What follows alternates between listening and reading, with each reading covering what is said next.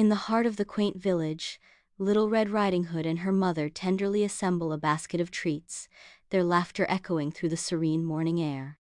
Their eyes sparkle with affection as they share a heartfelt embrace, solidifying the unbreakable bond between mother and daughter. With a skip in her step, Little Red Riding Hood departs on her journey, the basket of treats swinging gently in her hand. Little Red Riding Hood embarks on her journey through the sun-kissed forest, where shadows dance with hidden perils. In a deceptive twist, the charming wolf emerges, his polite demeanor masking sinister intentions.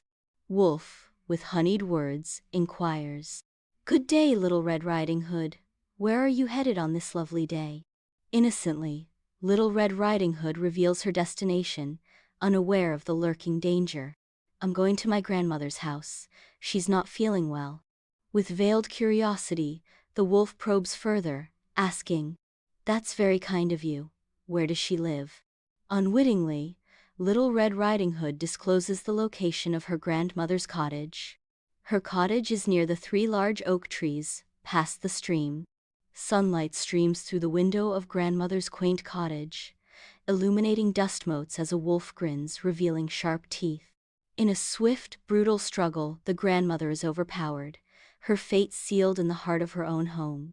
A grotesque parody unfolds as the wolf, now disguised in grandmother's clothes, lies in wait, filling the air with thick suspense.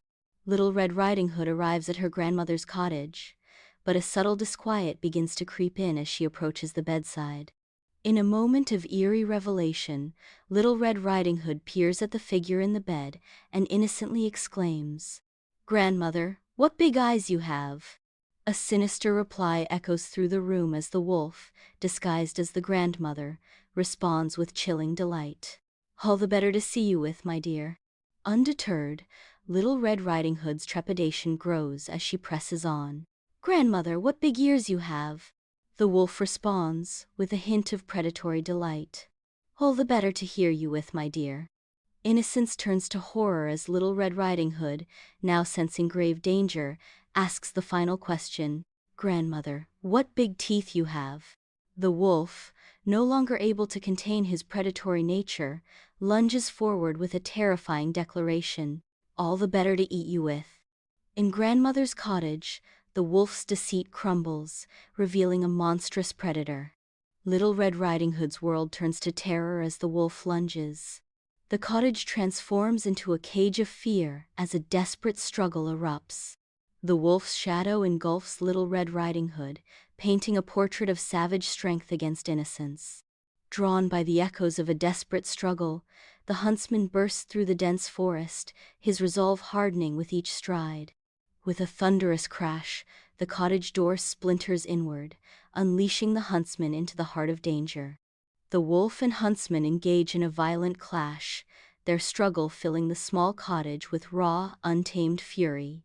The air crackles with tension as the hunter and beast face off, each move a dance with death.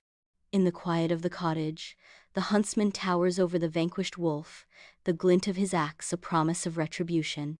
With cold precision, the huntsman's axe descends, tearing open the wolf's belly. From the darkness within, Little Red Riding Hood and her grandmother emerge, blinking, reborn into the light. A wave of profound relief washes over them, their faces etched with disbelief and gratitude. In the aftermath of the ordeal, the huntsman's quiet nod seals a silent pact, restoring harmony to the cottage.